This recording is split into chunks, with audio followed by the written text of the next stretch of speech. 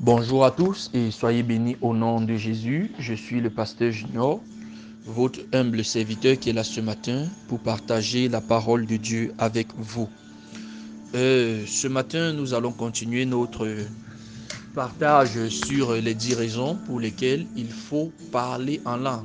Et ce matin, nous aborderons la troisième partie qui est intitulée s'établir dans la foi ou alors bâtir sa foi. Dans 1 Corinthiens chapitre 14, verset 14, il est écrit « Car si je prie en langue, mon esprit est en prière, mais mon intelligence demeure stérile. » Et quand nous lisons Jude chapitre 1, verset 20, il est écrit « Pour vous, bien-aimés, vous édifiant vous-même sur votre très sainte foi en priant par le Saint-Esprit. » Vous savez déjà, de prime abord, il faudrait que nous sachions que le verset sur lequel nous allons nous établir pour parler est beaucoup plus tiré de Jude 20 ou alors Jude chapitre 1 verset 20 parce que Jude a un seul chapitre. Mais nous lisons premièrement le 1 Corinthiens 14, 14 pour établir une fondation très importante parce que il faudrait que nous redéfinissions quelque chose de très important. Déjà, il faudrait que nous sachions que la Bible nous dit lorsque quelqu'un prie en langue, son esprit est en prière et son intelligence demeure stérile. Ça veut dire, en fait, à chaque fois dans la Bible que nous voyons prier en esprit ou alors prier par l'esprit, en ce moment-là, il s'agit de la prière en langue. Parce que quand on dit je prie en esprit, ça veut dire je suis en train de prier en langue. Ou alors quand je dis je prie par l'esprit, ça veut dire je suis en train de prier en langue. Autrement dit, la prière en langue est identifiée à la prière en esprit. Pourquoi? Pour la simple raison que ton esprit est en prière alors que ton intelligence demeure stérile. Et s'il faut maintenant être connecté du côté de l'esprit, c'est certainement pas le parler en langue.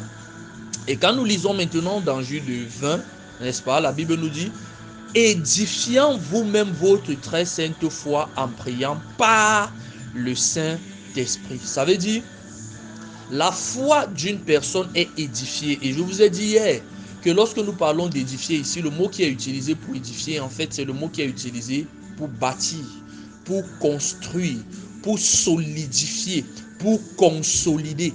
Ça veut dire le mot édifier perd un peu son sens. Et même dans ce passage, bien sûr, lorsque nous ouvrons la version anglaise, c'est le mot to build, c'est-à-dire is building his own faith, c'est-à-dire est en train de bâtir sa propre foi, c'est-à-dire est en train de construire, est en train d'établir sa propre foi. Déjà, il faudrait que nous sachions que lorsque nous parlons de la foi, il y a beaucoup d'éléments qui agissent pour la foi. Mais le parler en langue a une valeur spécifique. Par exemple, lorsque nous lisons Matthieu chapitre 17, n'est-ce pas, vers les versets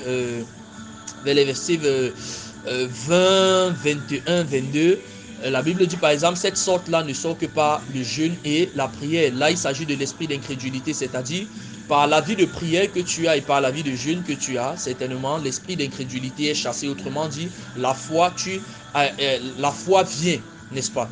Il y a par exemple dans Romains chapitre 10, verset 17, où la Bible dit la foi vient de ce qu'on entend, mais ce qu'on entend vient de la parole du Christ. Mais voici aussi un élément très important pour solidifier la foi. Ici, là, il s'agit du parler en langue, c'est-à-dire lorsque tu parles en langue, lorsque tu parles constamment en langue, lorsque tu parles constamment en langue, tu solidifies ta foi, tu établis ta foi. C'est-à-dire, le jeûne et la prière, la vie de jeûne et de prière, n'est-ce pas, te favorise ou alors chasse l'incrédulité. Mais il ne faut pas que cette maison puisse rester vide.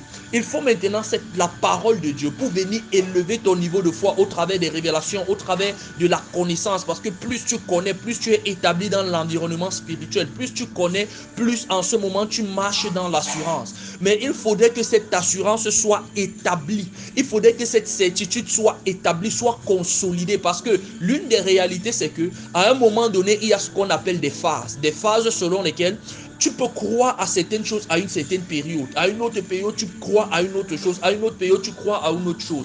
pour donc consolider, pour solidifier, pour établir, pour bâtir une foi ferme qui demeure dans tous les environnements dans lesquels tu as exploré au travers de la parole de Dieu, au travers des révélations chrétiennes, au travers des rémas, de la parole spécifique de Dieu dans ta vie. En ce moment, il faut parler en langue. C'est la raison pour laquelle, quand tu parles beaucoup en langue, quand tu parles constamment en langue, quand tu parles tout le temps en langue, tu consolides ta foi, tu établis ta foi, tu commences à demeurer dans une sphère de croyance, une sphère de foi. C'est-à-dire, tu n'es plus dandinant, peut-être qu'aujourd'hui c'est comme ceci, demain c'est comme cela. Pourquoi? Parce que la foi est un élément spirituel. Et puisque la foi est un élément spirituel, tu as besoin de consolider cela au travers de l'Esprit de Dieu.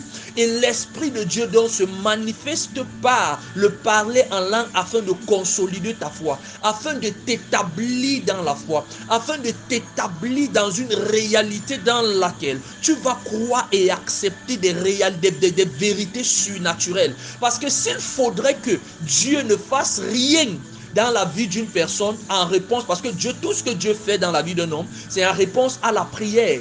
Et cette prière devrait être accompagnée de la foi chrétienne. De la foi, parce que lorsque la prière est accompagnée par la foi, c'est en ce moment que Dieu agit. Souvenez-vous du livre de Jacques où Dieu dit, n'est-ce pas, que cet homme, que si cet homme doute, que cet homme ne s'attende pas à recevoir quelque chose du Seigneur. Donc, si donc tu dois recevoir certaines choses par la prière, et cette prière qui est accompagnée de la foi chrétienne, il faut donc que ta foi soit consolidée, que ta foi soit établie, pour que tu puisses vivre et régner dans un environnement du surnaturel, un environnement de foi. Et pour que ceci soit donc possible, il faut que tu puisses avoir cette vie constante de parler en langue, cette vie constante de parler en langue. Tu te rendras compte, si tu parles beaucoup en langue, qu'il y a des choses que tu ne croyais pas hier, que subitement tu commences à croire à cela. Tu commences à être convaincu, tu commences à être rassuré. Ce n'est pas parce que quelqu'un t'a dit quoi que ce soit, mais intérieurement, il y a comme quelque chose qui est créé, qui te révolutionne et tu te dis, quel que soit ce qui se passe, en ce moment, Dieu fera ceci. C'est-à-dire une assurance claire, profonde, qui naît, qui jaillit de toi. Mais je veux dire quelque chose de très important, c'est que cela ne vient pas uniquement parce que tu as juste parlé en langue 1 minute, 2 minutes ou alors je ne sais pas quoi. C'est une vie constante de parler en langue, c'est-à-dire parler par exemple presque le même temps, approximativement le même temps chaque jour, et tu verras que tu seras établi dans un règne de la foi plus grand. Oh, pendant que tu parles en langue, je prie maintenant que ta foi est consolidée au nom puissant de Jésus-Christ.